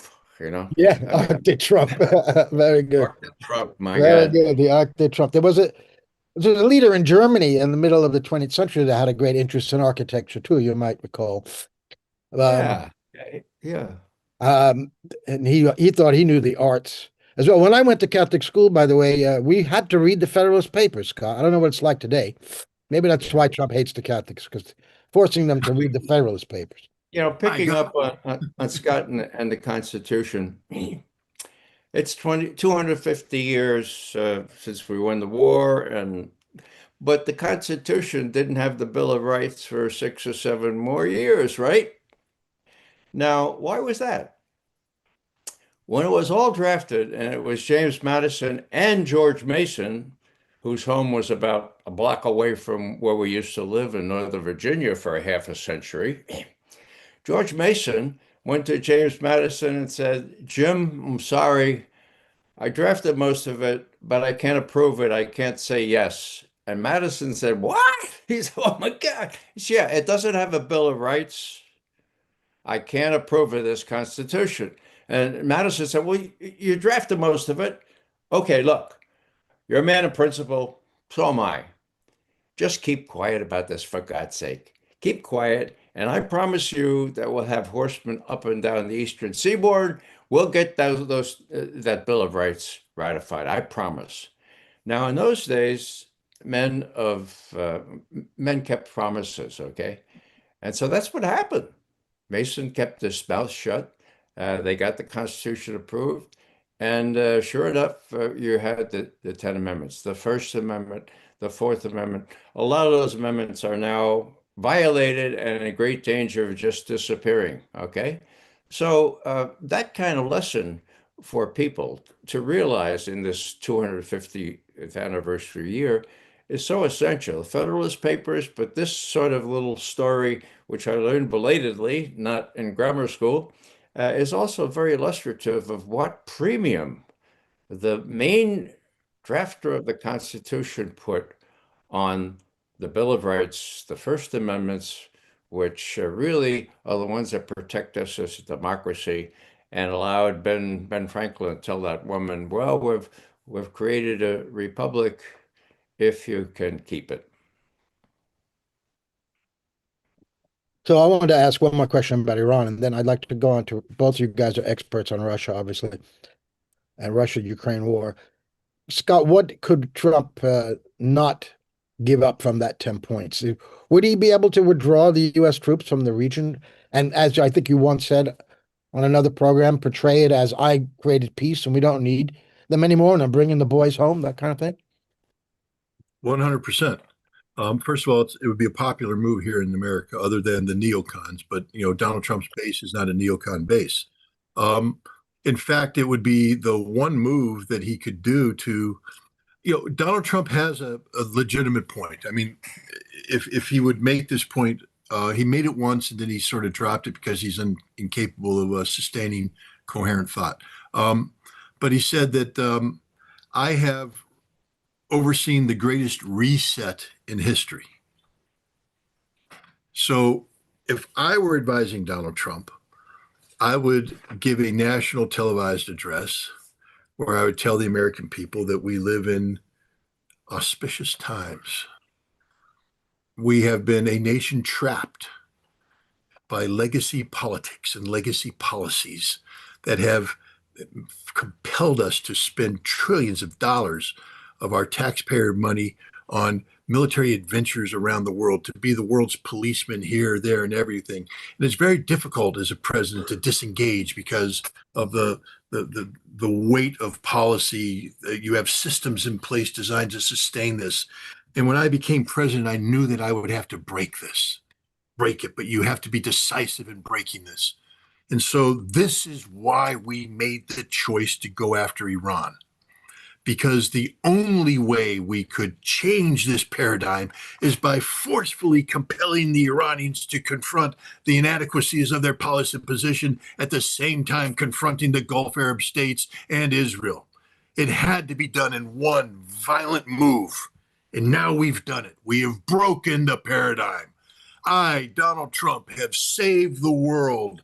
I am responsible for creating peace where peace could never take place. It was my decisive action which has created the boom, boom, boom, boom, boom. And now that peace is broken out, I'm proud to announce that I'm bringing the boys home.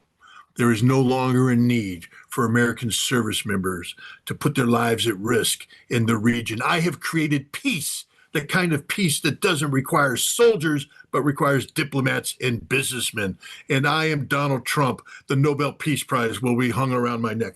This is how he should sell it. And he would be the greatest politician. It would work. The American people are so stupid, they would buy into it.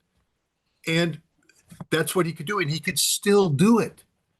Donald Trump, I hope you're watching the show, baby. Call me. Call me. Just call me. The FBI has my number. Trust me, they took my last phone. I kept the number. They have it. They're probably listening now. But please, we can make this work, baby. We could do it. I can help you spend every single one of these points. And the Iranians would be more than happy to go what he said. That's right. They That's don't care. exactly right. They just want sanctions lifted, and they want their security mechanism is, look, again, let's just look at the Strait of Hormuz. It's the easiest sell in the world. First of all, you get the Russians and the Chinese. Again, why we aren't using them more, I don't know. But the Russians and the Chinese need to confront Iran on the fact that seizure of the Strait of Hormuz is incompatible with international law. In the long term, as a member of BRICS, we can't have you doing this kind of thing. So you guys got to understand that we understand why you're doing it today. It's a security guarantee, but in the long term, you don't get to own the Strait of Hormuz. It's not going to work that way. So now the United States is going to come to you with a compromise solution, and like the Godfather, we would like you to listen to this, And so, and Donald Trump comes in and says, "Here's the deal: 15 years. 15 years, we're going to give you a lease. We're going to give you a mandate, a United Nations mandate. We're going to go to the United Nations to get the Security Council to give you a mandate over the Strait of Hormuz for the purpose of securing oil supplies. You're going to be the guarantor of this. But the other purpose is for you to raise revenues, you see, because we're not going to pay reparations. You're never going to get the United States to pay reparations. And there's also, reconstruction needs in the Gulf Arab states. So for 15 years, there will be an international, toll collection agency working with the Iranian government and the Omani government to collect revenues. Those revenues will be captured by a bank to be identified, and then they will be apportioned based upon the needs and requirements of all nations. Iran will be guaranteed 60% of the proceeds, until which time the amount of money Iran claims it needs to reconstruct has been spent. Then that money will go in the pot until all reconstruction has been done. And the goal is to finish in 15 years. And in 15 years, the mandate ends and the strait returns to being an international waterway in compliance with international law. I'm just making stuff up right now. But what I'm trying to tell you is that would fly. That would fly 100%. You could get the Russians and the Chinese to say that's good. You could get the Iranians to say that's good, because 15 years of security guarantees, because that's what this is a security guarantee. And it resolves the issue of recovery, and it resolves the issue of conform. I'm just here. I could come up with another thing for the nuclear thing. I could have Donald Trump declaring that he's the best president in the world because he alone was capable of getting a nuclear deal that was far better than anything Barack Obama did with the JCPOA. And there is a political victory to his base. His base doesn't even know how to spell nuclear. It's not N-U-K-L-E-R, nuclear. It's it's more complicated than that. But the MAGA mouth breathers don't care. They just want to listen to this man articulate how genius he is, and they'll buy into anything he says. But we can give him a deal that's better than the JCPOA, because the JCPOA was a crap deal. It was a horrible deal, especially when it comes to closing the door on Iran's nuclear potential. Because the sunset clauses allowed Iran to accumulate as much nuclear material as they wanted, and they allowed Iran to have unlimited enrichment capability. Which means that the 1-year breakout window that the JCPOA was designed to create disappears when the sunset clauses go away, and Iran becomes a nation that is literally weeks away from having nuclear capability, which is the exact opposite of what you want if you're saying we're shutting the door. So there's a way to write this agreement so that it's permanently shut. There will never be a possibility of the Iranians, producing nuclear weapons. But Donald Trump has to accept enrichment to do that. And, the why he won't is, well, we know why, Israel. But again, this is one of those cases where I just remember during the Gulf War when Paul Wolfowitz, I forget who Shamir, I think, was the prime minister. And they were just giving Bush a hard time leading up to the beginning of Desert Storm. And Wolfowitz just turned to Shamir and wrote down the number. He said, "That's the White House switchboard. Call it when you're serious to talk. Otherwise, don't talk to me anymore." And they shut the Israelis out. They just shut them right out. And the Israelis were like, "What do we do?" And eventually, they called the White House switchboard number, and they sat down and they did what the Americans told them to do. That's the power we have over Israel. I mean, that's just the reality. We can shut Israel down in a heartbeat. All we have to do is say no more aid. Goodbye. They're done. They're finished. No president is willing to do that. Bush did it. He played that card, and it's ironic that Paul Wolfowitz played that card, being the Zionist that he is. But we do have the ability to tell the Israelis to pound sand, especially on something as critical as this. And again, the deal that you could put through would be such that even the Israelis would have to acknowledge that the pathway to a nuclear weapon has been closed permanently. Um, there's ways to do this. It's there. I just don't see Donald Trump having the right people around him right now. He has the wrong people advising him. He has Pete Hegseth. I mean, this is the man who's literally said we need to be more lethal and less legal. I mean, that right there is automatically disqualified. You should never be allowed to be Secretary of Defense or Secretary of War if that's your mantra. This is a man who got up there and quoted Ezekiel, 12:25 or whatever, but he didn't quote that. He quoted Quentin Tarantino with some sort of perverse thing about combat search and rescue and Sandy 1. And I mean, I'm just looking at going, if Tarantino turned this into a script, Hollywood would reject it. Nobody would believe that scene. That scene is so unrealistic, so preposterous that a Secretary of Defense in a nation that separates church from state is going to hold a prayer meeting as a crusader quoting a fake quote that purports, to be vengeance filled and violence filled, and it's all done to make combat search and rescue look sexy. This is the kind of thing. It should have been resulted in automatic dismissal. Pete Hegseth is an embarrassment to the United States of America. He's an embarrassment to the Department of Defense. He's an embarrassment to anybody who wears the uniform.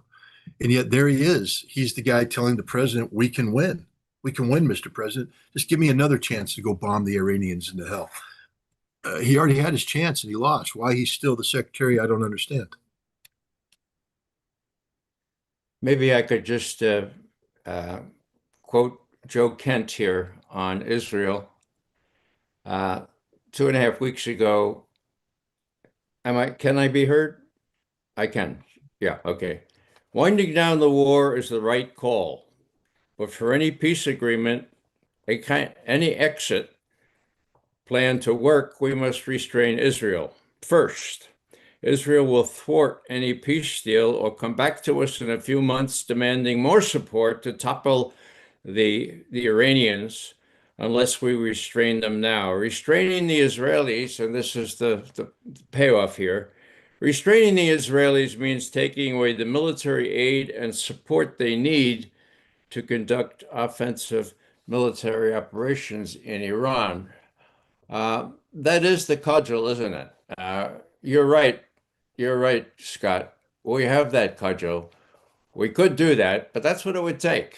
And my God, I just hope that in some way it can be done.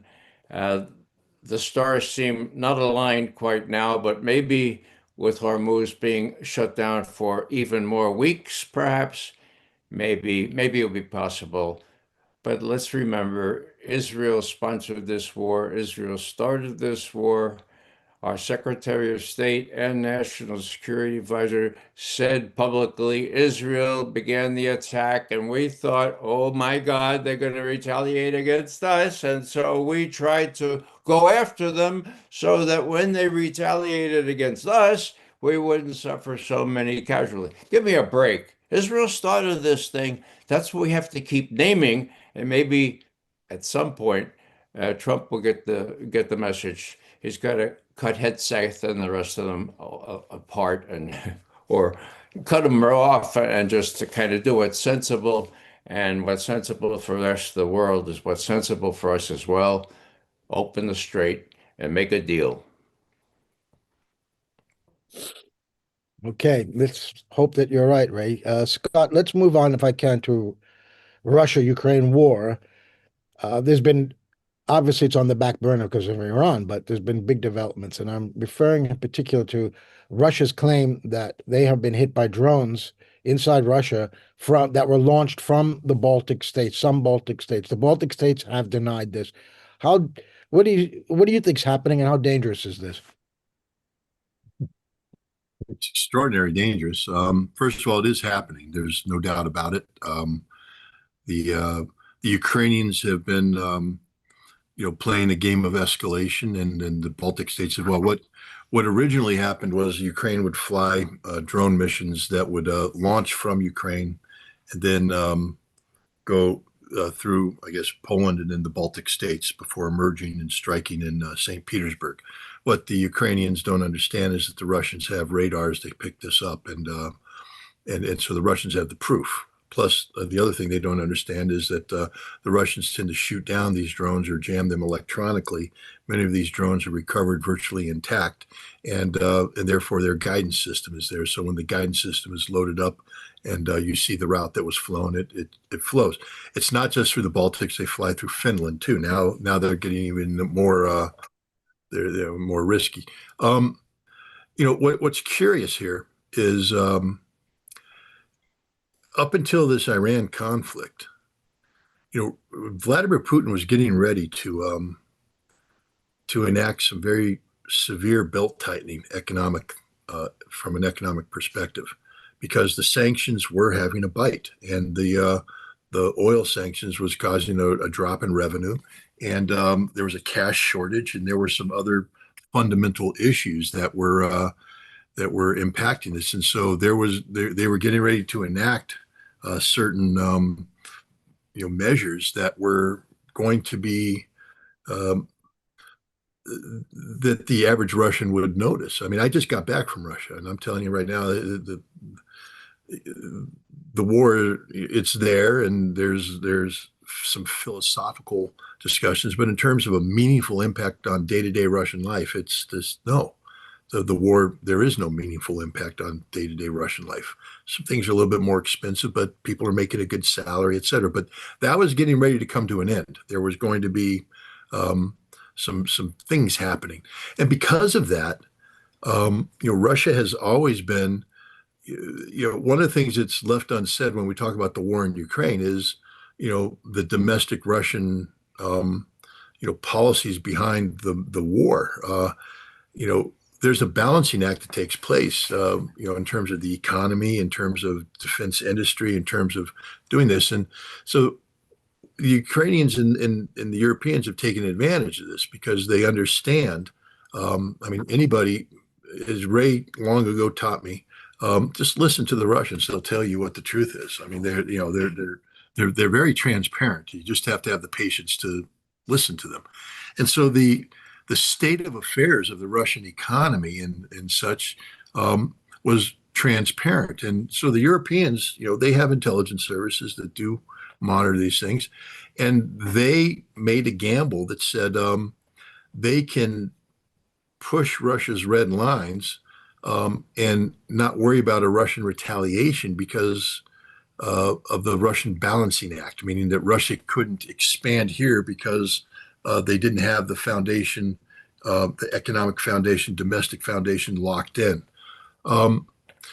Well, I don't think the Ukrainians in the Baltics and the Finns realized that what Iran would do, because Russia now, all those belt tightening measures, they're gone. Putin went, no, we're not doing that. We'll talk about it in a year. They're making so much money right now, it's not even funny. They've solved every single one of their economic problems. And as a result, they are in a very strong position to carry out decisive offensive operations this spring and summer, designed to resolve the Donbass issue once and for all, meaning by the end of the summer, the Russians honestly believe that they're going to have all of the Donbass and all of Zaporozhye in their control. Whether or not they're able to take the right bank of Kherson at this juncture is unknown, but advance deeper into Dnepropetrovsk, advance deeper into Sumy, into Kharkov, and create a new reality on the ground. But to do that, they have to manage how other things they do. I think Russia's getting ready to attack the Baltics, and I think it's going to happen with a near certainty. And it's not just the Baltics. I think Russia, if they make this decision, they may strike German factories and British factories that are building drones. This will not be an Article 5 violation because Germany and Britain are acting outside the framework of NATO, and they are active participants in the conflict. The Russians have the receipts. They have the proof. You have Germany openly bragging about it at Ramstein, how they're building. They're going to invest, double down on the drones that they're building to give to Ukraine to strike Russia using the Baltic corridor. And I think Ray talked about the Russian Security Council. I think the Security Council has published a target list, and people in the Russian government have said that if this continues, we will strike. And I think at this juncture, because there's no longer any constraints, I'm just telling you that the economic balancing that's been taking place, there's no longer a need to balance. Um, Thanks to Iran and the lifting of sanctions, Russia has no more economic problems. There's no economic problems in Russia today because of the return of a regular flow of oil-based, energy-based income. And Russia's also in a position where they're going to be punishing Ukraine like Ukraine's never been punished. Let me give you an example why I'm so confident of this. Russia is probably producing more than 2,000 strategic drones a day. But we know at one point in time they were producing 1,000 from a given factory. On your average day, Russia is using 250 to 300 of these drones. That means that 750 of these drones are going into strategic reserves, strategic storage. And they've been doing this now for more than a year and a half. So 700 times, 500. How many drones is that? That's a lot of drones. That's, 350,000. Europe has no air defense, none, zero, squat, zero, nothing. Russia will turn the sky of Europe black with drones, and they will destroy everything, and it'll be done in the course of 3 days. And this is the reality. And I don't think Russia goes for incrementalism here. I think if Russia is going to do this, Russia is going to put the fist down and destroy these factories once and for all and put Europe on notice. You don't get to wage a proxy conflict against Russia. You don't. And what gives Russia even more wherewithal is the split between NATO and the United States. And I think, Donald Trump he has said, NATO wouldn't come to our assistance. Why would we come to theirs? And so I'm very fearful that Russia is about ready to, let me tell you the trigger. The trigger will be if the St. Petersburg International Economic Forum is struck with drones. That's the trigger. And I'm going to be there. So maybe I'll be there when the trigger happens. But this is the big forum. It's a big deal. And I have a feeling that the Ukraine and the Europeans are going to strike it. And if they do, then it's over. Goodbye. And they'll be eliminated with a drone campaign, the likes of which the world has never seen. You said they might. One moment, Ray. Is Germany and Britain any targets on this list that you talk about? Are there any? Oh, yeah, absolutely. Look, Great Britain builds the Flamingo. The Flamingo is a British design, not a Ukrainian design. It's a British design which is configured so it can use components readily available to Ukrainian defense industry, but it's built almost entirely outside. It's built in Dubai, actually, or in Abu Dhabi, by a British UAE company. They built this thing. They put it on display there. The British build this and then give it to the Ukrainians complete. And the Ukrainians, they used to give it to them as components that would be assembled in Ukraine, but then the Russians blew up the assembly hall. So now they deliver these missiles intact together with the targeting system, which is brought by the Germans, by the way. And so the German-British cooperation here gives Ukraine drones that they fired against Vodkinsk. Vodkinsk is the most important defense industrial facility in all of Russia when it comes to ballistic missiles. And they fired a Flamingo that hit it, blew up a workshop number 19.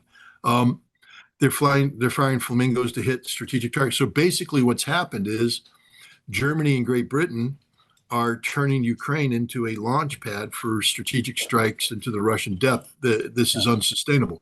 So the Russians already pointed out the factories that are there. The Germans now are bragging about the next generation of drones that they're building on behalf of the Ukrainians. And these are the drones that are flying the Baltic corridor and striking St. Petersburg. So yeah, they have all their factories are on the Russian target list, and I believe that all those factories will be hit by the Russians. But you might be right. I think you are, that this is not an Article 5 situation. But don't you think that the Brits and the French and the Germans will all say that it is, and von der Leyen will say that it is, and try to drag the U.S. into this? Yeah, and the U.S. will tell them to pound sand. I mean, it's the easiest thing in the world to say. No, it's not Article 5. But it's not just that the United States will say no to it. Turkey may say no to it. It's not universal that everybody's going to agree with what's going on here. The case is not. It's black and white against them. They might be the only ones who believe this nonsense. And you need a unanimous decision, don't you, in NATO for something like that? It's a consensus-driven decision for an Article 5. One country says no. Ray. One country says no. I hope that the Estonians, the Latvians, the Lithuanians, and the Finns, and the Germans, and the French are listening to Scott now, because I think it's altogether possible this will happen. NATO is no more. Let's face it. Without Article 5, with Trump acting the way he is, he cannot be depended on to honor whatever obligations he might think he has under Article 5. However, the Russians always suspect that these same crazy characters, now including the Finns, are trying to provoke them, trying to get the Russians to retaliate in a way that Putin really doesn't think worth it, okay? So it would be a change in character, in my view, for Putin to let himself be provoked. Now, as Scott accurately points out, it's not only Putin. I mean, he's got a whole bunch of people who were really irritated and kind of alienated by his gradualist approach. But I come down on the side of more caution here.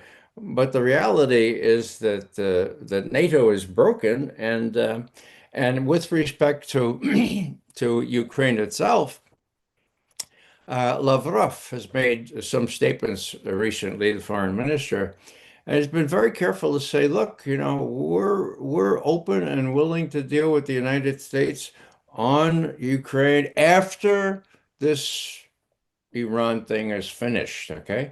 So we're still in the business of dealing, okay? The war is going terribly for the Ukrainians, I'm sorry. So what I'm seeing here is a continuing overweening desire not to alienate the United States beyond the point where you can enlist some help from them to deal with the Europeans and with the Ukrainians on a deal to end that war in a way that honors a new architecture that protects Russia's core interests. So it's been interesting for me to sum up that Lavrov has been very careful to say, no, we're not dismissing the possibility of working out a deal with the U.S. on Ukraine, but we can't do that when the war in Iran is going on. So after that, we'll do it. So, I think that we can still look at these things, these pinpricks, which I call them. The one on Votkinsk, a little bit more than a pinprick because of what that hit. But I don't think that that Putin's going to be provoked into doing something that would change the gradualist approach. Why? Because he doesn't have to. He's winning the war. And when Iran is quieted down, if not solved, he'll be back to the table dealing with the U.S., not with the Ukrainians, on ending the war in Ukraine in a way that might guarantee more security to the Russians than they had before the war. Want to respond to that, Scott? Do you agree with that? Look, I'm never going to disagree with Ray. And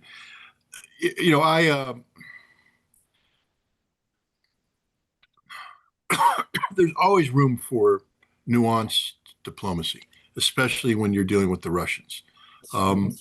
And and Ray's 100% correct. The Russians have bent over backwards to avoid being trapped into one of these escalation cycles um, that would draw the United States in. It's been the goal of Russia to keep the Americans from being drawn into the Ukrainian conflict, and so that's their strategic objective. Um, but I will say that these strikes, the Vodkin strikes, the strikes against oil, um, there's a cumulative effect on these things. And we are reaching the point right now in Russia where there is a growing consensus. And I know Russia's not a consensus driven government. Vladimir Putin is the final authority, but he's a final authority who listens very carefully to what people say. And we're getting to the point right now where it's more and more difficult, I believe, for Sergei Lavrov to talk about the viability of the path of diplomacy. And the Ministry of Defense and the intelligence services saying that we've reached a point, because diplomacy only works if there's a chance, if you believe that you can talk the Europeans out of committing suicide. I mean, but if the Russians make the conclusion that it's inevitable that Europe is going to be taking a militaristic standpoint, and that, all we're doing is empowering that by failing to confront them and nip this in the bud. When the foreign ministry can no longer articulate a viable alternative to decisively confronting Europe, because there's a whole bunch of very influential people in government and out of government who are now openly advocating war with Europe, because they say it's inevitable. I mean, the Europeans, this appears to be the trajectory that Europe's on. So therefore, it's best to carry out such a war when Russia holds all of the advantages. And again, I agree with Ray that keeping America out of the war, and I agree with you, keeping America out of the war is always the priority. But if we take a look at things that have happened, I don't know if the United States can come back to NATO. I mean, I think we've crossed the point of divorce. It's done. So, right off the bat, that's problematic, getting the United States to come back. Two, the United States is in a situation now where we need Russia. I mean, we need Russia to be a viable, reliable, supplier of oil to keep the global energy markets as controlled as possible. We need Russia to play some diplomatic roles as well. We need China, believe it or not. And so I think that gives Russia more latitude. And I also think that the United States has given up on Ukraine. I mean, we have just basically punted over to Europe, and Europe doesn't have a plan. So if I'm the Russians and I'm looking at all the factors, all the things that used to cause me to be cautious about expansion, they're no longer in play. In fact, I'm getting green lights across the board saying now's the time to do it. If you're going to do it now. I think there needs to be an adequate trigger. And so please, Europe, if you're listening to me, do not attack the St. Petersburg International Economic Forum with drones. Do not. I don't speak on behalf of the Russian government, and I never pretend to. I'm just saying, as an analyst who is monitoring the pulse, if you strike the St. Petersburg International Economic Forum with drones, there will, in my opinion, be that's when you get to read Ezekiel 12:25. That's when you read it. And it'll be read in a Russian voice. When is that forum, Scott? The forum is from June 2nd to June 6th. Yeah. This is a big deal. And Scott, I understand you bought some new life insurance just last week. Is that correct? No, Actually, nobody will sell me life insurance. Actually, you're the only guy that both the FBI and the Europeans be against, or the Russians or whatever. Everybody's going to target you, Scott. Yeah. The other thing is simply that not only has there been a divorce, a NATO divorce, the U.S. NATO divorce, but we know that we have a deadbeat daddy, okay? For foreigners who don't understand what deadbeat means, it means there's no child support, right? There's no alimony. So, NATO is finished. Let's face it. I have said for months now that the next summit for NATO is supposed to be in Tirana, Albania, of all places. Probably not going to happen. Last one, our Secretary of State, or the last ministerial, he didn't even attend. The one before that, that's when the Secretary General of NATO said, "Oh, Daddy's here." When Trump came a little late, "Daddy's here. Let's all clap for Daddy." And Daddy turned out to be a deadbeat. Okay, so yeah, I think that's the new reality. NATO is dead. I don't think that the Russians are really very much afraid that. Well, I won't say anymore. I think that I agree with your scenario there. The worst could happen. I hope it doesn't happen while you're there in St. Petersburg. Well, when this war began, the one thing that had to be avoided, everyone said, was a NATO-Russian conflict. Scott, I was with you on Capitol Hill when you went to lobby members of Congress to prevent the U.S. Biden's reckless threat to send ATACMS into Russia that could cause a nuclear war. Now, this seems like there's been a complete change here, a very significant change, and that's because the U.S. has peeled off from NATO, that Russia can actually contemplate hitting a NATO country now, which is something they would not have done before. What has changed here? Oh, first of all, NATO is dysfunctional. And I saw what I think. I mean, it's always been dysfunctional, but as long as the United States was pretending that NATO was relevant, that gave NATO a perceived relevance. NATO can't exist without the United States. It's just a straight up joke. I don't care how the Europeans pound their fists on the table and pretend to be relevant. They're not. It's the United States that gives NATO all relevance. And when the United States is no longer an active participant, both militarily and politically, NATO is an irrelevant institution. The other thing that's changed is the Europeans. I mean, let's go back to Trump in his first term. If you remember when he made that first trip to NATO in 2017 after he was elected, man, they went over, they bent over backwards to kiss his ass. I mean, they just let Donald Trump roll in there, and they just, man, they did everything to make him feel like the king, and he was the most important man in the world, and because Europe was fighting to keep the United States in. Europe's no longer fighting to keep the United States in. A decision has been made that that the United States is out. They recognize the inevitability of that. So this, for the first time, you have NATO. It's not Europe talking. You have NATO meeting to talk about NATO without the United States. And the reality though is that the more they talk, the more they realize that they ain't got anything. I mean, there's nothing. There's literally nothing in Europe. Nothing. And yet they don't have their policies in line, because this drone operation that they're running was conceived back when Biden was president, and it was conceived under the notion that the United States would be there to provide the backup. And so they've allowed this program to go forward and be implemented, but the foundational elements that have to be in play to keep this viable are no longer there. So they're ahead of their skis. It just shows the total dysfunction of Europe right now.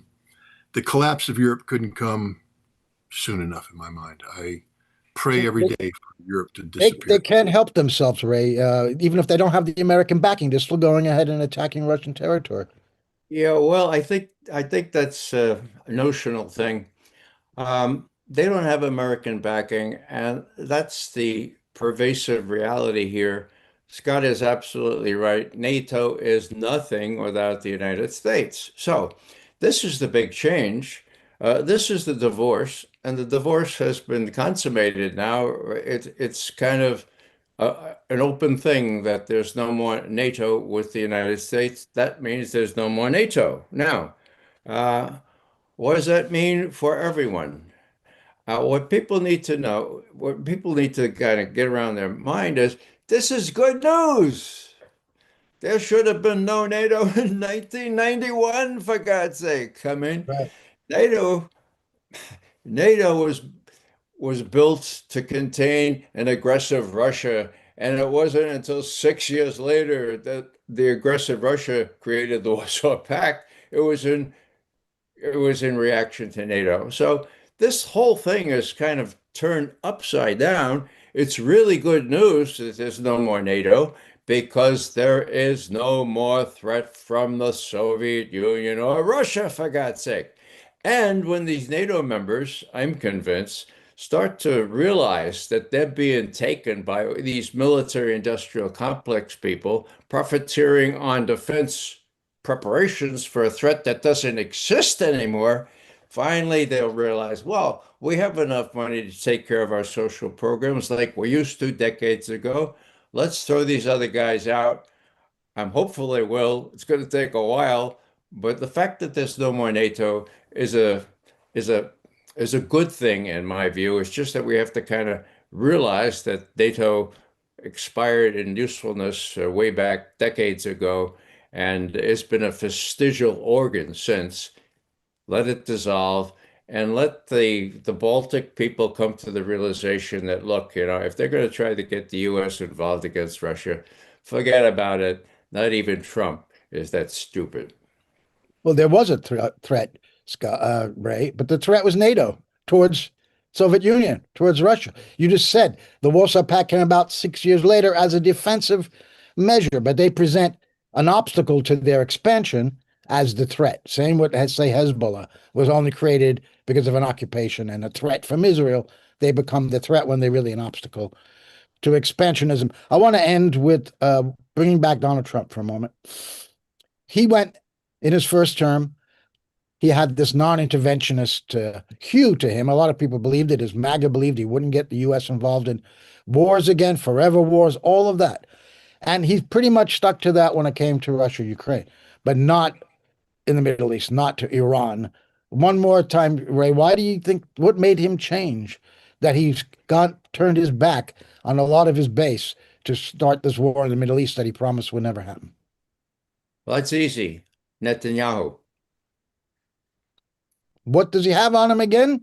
Okay, we're Well, going back again. but the whole thing, the lobby and everything else, Joe Kent, Yeah, when he quit, to his credit, he said, okay, there was no immediate threat, okay? And besides, it was all Israel, Israelis and the ones that support Israel in Washington. That was a gutsy statement. That's why there's an FBI investigation against him. But that's it in a nutshell. And as I said, uh, our Secretary of State, and who is also the National Security Advisor, meaning he's the funnel through which intelligence and other information reached the president, Rubio. yeah. He let it out there the second day of the war. Well, the Israelis made us do it. So why is it so hard to explain? You have the New York Times explaining it now, for God's sake. I think it's a matter of time before Americans realize, hey, we're doing this for Israel, not for our benefit. Let's end this war. Scott, we'll give you the last word on any of this. Well, we talk about Trump and we talk about Israel. I mean, I look, Epstein is there, and yeah, you can't ignore it. It's there. But I'm also somebody that understands that the Israeli lobby and the control that the Israeli lobby was seeking to manifest over Washington, D.C. predates Epstein. So yeah, let's talk about that. This Donald Trump in 2016 won an election that many people believe that he wasn't prepared to win, meaning that the victory actually took him by surprise. And that sort of plays out when you take a look at the cabinet that he built. He didn't have a team ready. And so he had to get Chris Christie to come in, and they basically went to all the neoconservative think tanks. So Donald Trump ran against the Republican establishment and beat them. But then when he got elected president, he had to turn to that same establishment to create a cabinet. And he created a cabinet that betrayed him across the board, a cabinet that was used by the establishment to oppose Donald Trump, not to support or sustain. John Bolton, Mike Pompeo stand out as two of the, the things. The vice president, Pence, was another obstacle. When Donald Trump was hounded out of office on the false charges of Russiagate and, confronted with lawfare and, being sued and potential jail time, I think that, when he made the decision to run to president again, he made the decision that this time he would build a cabinet that could not be corrupted by the Republican establishment. And the cabinet he built was the cabinet that was funded by those who would support him at this juncture, which was Miriam Adelson and the Israeli lobby. And across the board, every single member of this cabinet is a Zionist of the worst sort, whose political future depends upon support of Israel. There's no room in this cabinet at all for any dissent against Israel. None. Because none of the people, first of all, that are in the cabinet would dissent against Israel. They all are there because of their support for Israel. And I think that goes a long way to explain why things happen the way they do. Normally in a cabinet, I mean, even when I was, involved with the Israel, there was still a residual Arabist element in the American State Department and in the CIA. In the CIA, there was a strong anti-Israeli. Remember, this was right after the Gulf War. The Gulf War, where we felt that Israel curtailed our ability to confront Saddam Hussein because they made such a stink over Scud missiles striking their cities. A lot of resentment there. It took, a good part of a decade. It wasn't until 1998 that the pro-Israeli lobby was able to, to get the Iraq Liberation Act passed into law. So there was a lot of period of time in there where Israel was not driving the ship. Other people were driving this ship. And so here we have a situation where it's not so much that Israel has control over the United States, it's that the cabinet is composed of people whose only path towards political relevance goes through the pro-Israeli lobby. J.D. Vance, when you have, Kash Patel, asked, what's your top priority? Security of the state of Israel. Well, that's problematic. And they're all, RFK Jr., I like the guy. I've talked with him. He's a personable guy. He is 100% compromised by Shmuley Boteach and the pro-Israeli lobby. 100% compromised. I don't know what they have on this guy, but because it's not RFK Jr. is a man who is capable of extraordinary logic, and yet when it comes to Israel, it's totally illogic. It's just this ridiculous posture he's taken. Tulsi Gabbard, again, somebody who is allegedly capable of thinking clearly, not when it comes to Israel. They all have sold their soul to a political support mechanism that is 100% controlled by the Zionists. And so this is why we don't have any dissenting voices. This is why we get 100% control. It's not so much about Benjamin Netanyahu as an individual, but the fact that Netanyahu is the head of Israel and there's nobody in the cabinet that's going to confront Israel or be critical of Israel or do anything. When Mike Huckabee gets to sit there and talk about it's okay for Greater Israel to exist, when we have Ted Cruz in the Senate saying that he ran for office only to serve Israel. These are things that normally would cause you to blow your mind, but it's now the norm. It's not the exception. And I hope Americans wake up to the fact that the greatest threat to the United States of America today is Israel, is this pro-Israeli lobby, is these Zionists, because they are creating the conditions for us to to have a cult of personality because what is Donald Trump about? He's about the promotion of Donald Trump. And who's promoting him now? The pro-Israeli lobby is out there, the biggest Trump promoters imaginable. They've created this cult of personality. The Constitution is a threat to the Zionist enterprise. Anyways, that's that. Gentlemen, that was a fascinating 2 hours plus, and I thank you, Ray McGovern and Scott Ritter, for joining us today on The World This Week. Remember, it airs every 8 p.m. on Saturday night Eastern Time. So tune in again next Saturday. We also have CN Live programs, and I ask you to subscribe to the channel so you'll get notifications when that happens. We thank Kathy Vogan, our producer in Sydney, Australia. And for The World This Week, this is Joe Lauria saying goodbye.